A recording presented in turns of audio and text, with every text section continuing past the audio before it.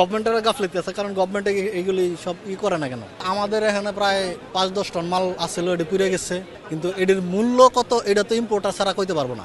আর এখানে যারা যত কর্মচারী আছে শেষ করে দিল আর কি, ওদের গাফলিতের কারণে। এটার দায়ভার কে নিবে বা কি হয়েছে, কিভাবে হয়েছে, তদন্ত কমিটি করছে শুনছি। বিমান বাংলাদেশ 7 সদস্যের করছে, ওরা তদন্ত করবে কিভাবে কি হয়েছে, কিভাবে ক্ষয়ক্ষতি পোষাবে, ওইগুলি সব জানাবে। ওরা জানাইলে তারপরে আমরা বলতে পারবো যে আমাদের গার্মেন্টস ছিল, সব গার্মেন্টস ফ্যাব্রিক ছিল, বাটন ছিল, জিপার ছিল, এগুলোই ছিল। আমরা তো ক্যারিয়ার, আমরা তো আর অত মাল ভিতরে কি আছে না আছে অত কিছু দেই না। আমাদের উপরে যে ইনভয়েসে যা আছে তাই হাজার ডলার।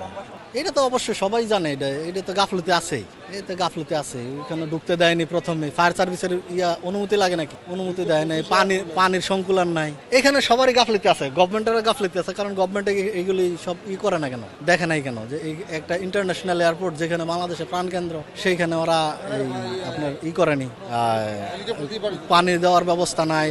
ভিতরে রিজার্ভ যে ফায়ার সার্ভিস আছে ওদের কোনো কি কাজ করছে ওটার কোনো হিসাব দিতে নাই, কিছুই নাই, এই আর কি। এখন আমরা আল্লাহ করতেছি, দেখি আল্লাহ যা করে।